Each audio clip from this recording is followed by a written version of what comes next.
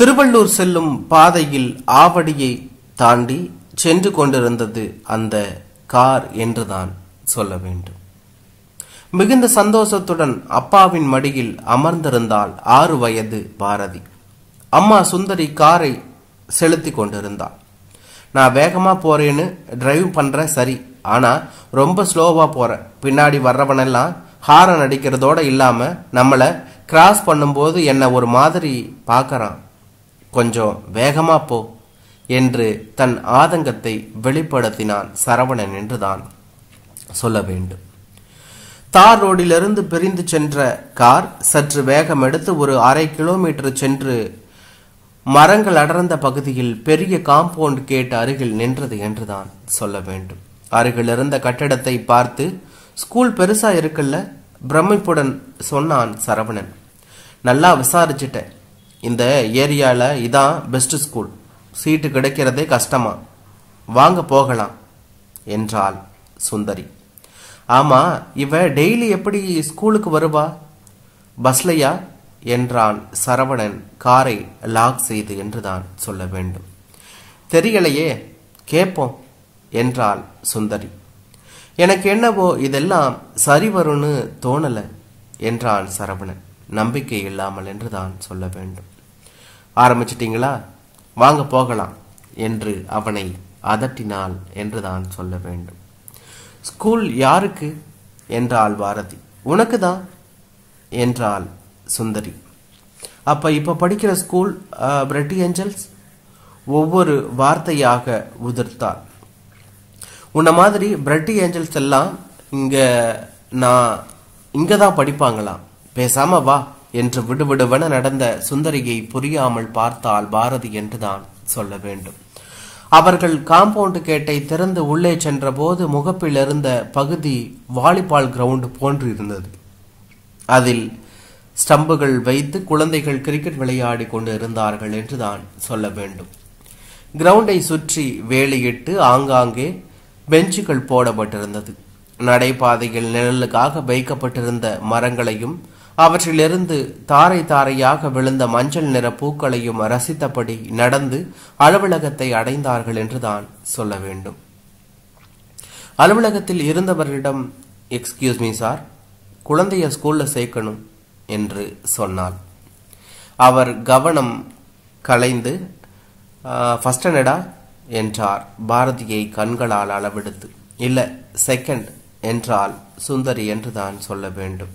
ஆக்சுவலா ப்ரீகேஜி தான் சேர்க்கறது. ஃபர்ஸ்ட் ஸ்டாண்டர்ட்னாலே மேம் கோவிச்சுக்குவாங்க. செகண்ட் ஸ்டாண்டர்ட்னா டைரக்டா சேர்த்துக்கிறது இல்ல. நீங்க வேணும்னா எதுக்கும் பிரின்சிபலை பாருங்க என்று சொன்னார் என்றுதான் சொல்ல வேண்டும். சரவணன், அவரே சேர்த்துக்க மாட்டோம்னு சொல்லிட்டார்ல, வா சுந்தரி போகலாம் என்று சொன்னான் அவசரமாக. பேசாம வாங்க என்றவள் அலுவலரிடம் திரும்பி, கொஞ்சம் எங்களுக்கு பிரின்சிபல் ரூமை காட்டுறீங்களா என்று சொன்னாள். வாங்க. அவர் முன்னே செல்ல சுந்தரி விடுவிடுவென அவரை தொடர்ந்தாள் என்றுதான் சொல்ல வேண்டும். அவர் முதலில் உள்ளே சென்று பிரின்சிபலிடம் விஷயத்தை சொன்னார். பின்பு இவர்களை அழைத்தார்கள். உள்ளே சென்றவர்களிடம் பிரின்சிபல், சாரிமா, டைரக்டா செகண்ட் ஸ்டாண்டர்டு சேர்க்கறது இல்லம்மா என்று முகத்தில் அடித்தாற் போல சொன்னவர் அவளை சிறிது நேரம் உற்று பார்த்து புருவம் உயர்த்தி, நீ சுந்தரி என்றார் ஆச்சரியத்துடன். அவள் சிறிது யோசித்து, ஆமா மேம், உங்க ஸ்டூடெண்ட் தான் என்றாள். அவர் இன்னமும் ஞாபகம் வைத்துக் கொண்டிருந்த மகிழ்ச்சியில் என்றுதான் சொல்ல வேண்டும். எங்க சயின்ஸ் மிஸ் என்று சரவணனிடம் அறிமுகப்படுத்தினாள் என்றுதான் சொல்ல வேண்டும். நீ கவர்மெண்ட் ஸ்கூல்ல படிச்ச என்றான் சரவணன் சந்தேகத்துடன் அவளை பார்த்து. பிரின்சிபல், வாங்க பிளீஸ் உட்காருங்க என்று எதிரில் இருந்த நாற்காலிகளை காட்டி அவர்கள் அமர்ந்தவுடன், இங்க பிரின்சிபல் போஸ்ட் தர்றேனாங்க, விஆர்எஸ் வாங்கிட்டு வந்துட்டேன் என்றவர், அப்ப இது உன் டாட்டரா? உன் பேர் என்ன என்றார் குழந்தையை பார்த்து. பாரதி என்றாள் பாரதி. குட். சுந்தரி, இப்ப வந்தாரே அவர்கிட்ட போய் நான் சொன்னேன்னு சொல்லி அப்ளிகேஷன் ஃபார்ம் வாங்கிக்க. ஆமா, உங்க வீடு பக்கத்துல தானா என்றார் லேசான சந்தேகத்துடன். வில்லிவாக்கம் மேம் என்றால் சுந்தரி என்று தான் சொல்ல வேண்டும். அப்ப இங்க இருந்து ஒரு 10 கிலோமீட்டர் இருக்காது என்று கேட்டார். சுந்தரி சற்றே தயங்கியவாறு 12 கிலோமீட்டர் மேம் என்று சொன்னாள். அப்படின்னா ஹாஸ்டலுக்குன்னு தனி ஃபார்ம் இருக்கு, அதுவும் மறக்காம வாங்கிக்க என்று சொன்னார். இல்லைங்க மேடம், ஹாஸ்டல்லாம் வேண்டாம் என்றான் சரவணன். முகம் சுளித்த பாரதி, ஹாஸ்டல்லாம் வேண்டாம்பா என்று சொன்னார். நோனோ, 10 கிலோமீட்டருக்கு மேலனா ஹாஸ்டல் கட்டாயம். சாரி, இந்த ஸ்கூலுக்குன்னு ஒரு நேம் இருக்கு. தொடர்ந்து 4 வருஷமா 10% ரிசல்ட் தெரியும்ல, எல்லா ரூல்ஸையும் உங்களுக்காக மாற்ற முடியாது என்றார் திட்டவட்டமாக என்று தான் சொல்ல வேண்டும்.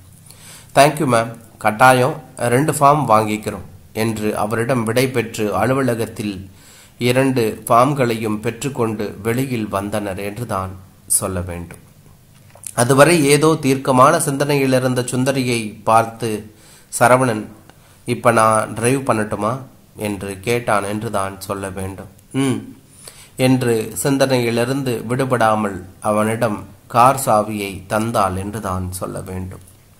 என்ன ஏதோ பலமான சிந்தனை என்று அவன் காருக்குள் அமர்ந்து லாக்கை விடுவித்தான். ஹாஸ்டல்னு சொன்னாங்களே அதான் என்று சுந்தரி அவன் அருகில் அமர்ந்தாள் என்று தான் சொல்ல வேண்டும். பாரதி நேரே பின்சீட்டிற்கு சென்று தனியாக அமர்ந்து கொண்டாள் என்று தான் சொல்ல வேண்டும். அப்ப வேண்டாங்கிறியா என்று காரை ஸ்டார்ட் செய்தான் சரவணன். இல்லைங்க, ரொம்ப நல்ல ஸ்கூல், சீட்டு கிடைக்கிறதே கஷ்டம் என்று மீண்டும் சிந்தனையில் ஆழ்ந்தான். ஒரு 20 நிமிடத்தில் வீட்டை அடைந்தார்கள். அதுவரை பாரதி இருவரிடமும் எதுவும் பேசவில்லை என்று தான் சொல்ல வேண்டும்.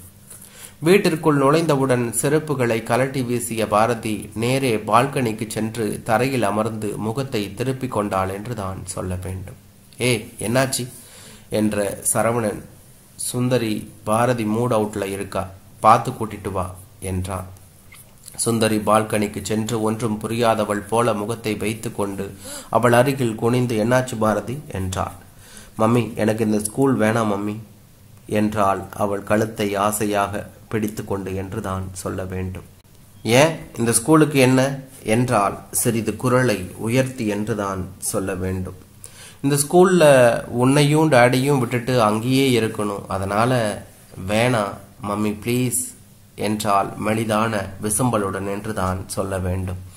சுந்தரி, அதெல்லாம் முடியாது, முகம் கழுவிட்டு சாப்பிடவா என்றால் முகத்தை சற்று கடுமையாக வைத்து கொண்டு என்று தான் சொல்ல வேண்டும்.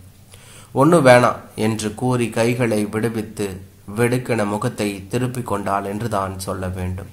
சிறிது நேரம் சென்றால் எல்லாம் சரியாகிவிடும் என நினைத்து சுந்தரி உள்ளே சென்றாள். எவ்வளவு நேரமாகியும் உள்ளே வருவதற்கான அறிகுறியே இல்லை என்றுதான் சொல்ல வேண்டும். பொறுமை இழந்த சரவணன், என்னவா கேட்டியா என்று சொன்னான் என்று தான் சொல்ல வேண்டும். இந்த ஸ்கூல் வேண்டாமா, இங்க ஹாஸ்டல்ல தங்கி படிக்கணுமா, நானும் அதை தான் சொல்றேன் என்று அவனும் சொன்னான். அப்பா பொண்ணு ஒரே பிடிவாதம் தான். அப்ப அவ கெரியர்? ஆமா, பெரிய கெரியர், 2ஆம் கிளாஸுக்கு என்றான் ஏளனத்துடன் என்று தான் சொல்ல வேண்டும். இப்பெல்லாம் அந்த காலம் மாதிரி இல்லைங்க, ஏன் புரிஞ்சிக்கவே மாட்டேன்றீங்க? அவளை விட்டு பிரியணும்னு எனக்கு மட்டும் ஆசையா என்ன? நானும் ரத்தமும் சதையுமா இருக்கிற மனுஷிதான் என்றால் சற்றே கோபமாக என்று தான் சொல்ல வேண்டும். அவன் மேலும் பிரச்சனையை பெரிதாக்க விரும்பவில்லை. சரி, எதையாவது சொல்லி கூட்டிட்டு வரது தானே. வரமாட்டாளாம்.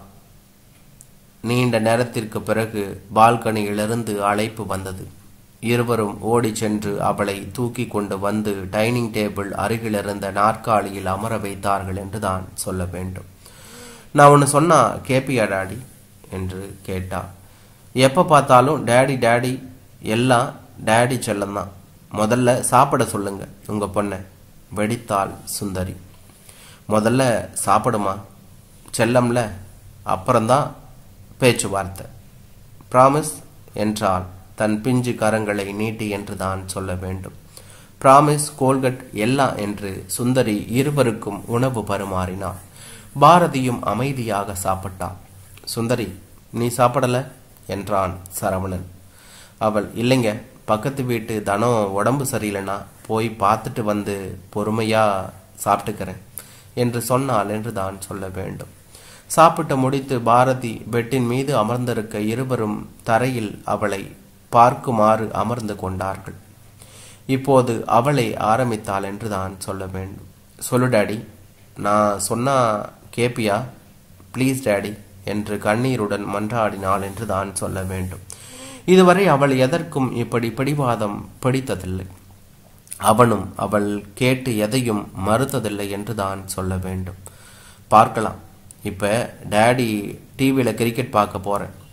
அம்மா, தனா ஆன்டிக்கு உடம்பு சரியில்லைன்னாங்க, அவங்கள பார்க்க போறாங்க. நீ பேசாம சமத்தா படுத்து தூங்கணும், சரியா என்றான். பாரதி அரை மனதுடன் தூங்க சம்மதித்தாள். அவளை படுக்க வைத்து இருவரும் அறையை விட்டு வெளியேறினார்கள் என்று தான் சொல்ல வேண்டும். ஒரு அரை மணி நேரத்தில் திரும்ப வந்த இருவரும் பாரதியின் இருபுறமும் அமர்ந்து கொண்டார்கள். அவன் ஏதோ பேச ஆரம்பிப்பதற்குள், இந்த தனத்துக்கிட்ட ஏதாவது கேள்வி கேட்டா பொட்டியில் அடிச்ச மாதிரி பதில் சொல்லுவாங்க என்றார். ஏன், என்னாச்சு என்று இவன் கேட்டான். நாங்கள் பேசிட்டு இருக்கும்போது காலையில் ஸ்கூலுக்கு போனதை பற்றி பேச்சு வந்தது. இந்த மாதிரி பாசத்தோடு இருக்கிற குழந்தைய ஹாஸ்டலில் விடுறதுக்கு நீங்கள் தத்தெடுத்திருக்கவே வேணாங்கிறா என்று சொன்னான். ஆமாம், நீ தத்தெடுத்த புள்ளன்னு ஊரெல்லாம் டமாரம் அடிச்சிட்டியா? யாருக்கும் எதுவும் தெரியக்கூடாதுன்னு தானே 6 மாத குழந்தைய தத்தெடுத்தோம். அதுக்கப்புறம் தானே இந்த புது வீட்டுக்கு வந்தோம். இனிமே அவ வந்தா உள்ளார சேர்க்காத என்றான் சற்று கோபத்துடன். சரி சரி, கத்தாதீங்க, முழிச்சிக்க போறா. தனா சொல்றதுலயும் நியாயம் இருக்கதானே செய்யுது. அதான் யோசிக்கிறேன், ஒன்னும் புரியல என்றால் சிந்தனையிலிருந்து மீறாமல் என்று தான் சொல்ல வேண்டும். சில விஷயத்தில் யோசிக்கவே கூடாது என்று ஒரு முடிவுடன் உள்ளே சென்றவன் 2 விண்ணப்ப படிவத்தையும் கொண்டு வந்து 2ஆக 4ஆக 8ஆக கிழித்து ஜன்னல் வழியே வீசி எறிந்துவிட்டு விளக்கை அணைத்து ஓசைப்படாமல் பாரதியின் அருகில் சென்று அவன் படுத்து கொண்டான் என்றுதான் சொல்ல வேண்டும். அப்போது திடீரென்று பாரதியின் கை அவர் மேல் படர்ந்தது. அவர் கழுத்தை இறுக்க கொண்டாள் என்றுதான் சொல்ல வேண்டும். ஏய், நீ இன்னும் தூங்கல என்று கேட்டான் சரவணன்.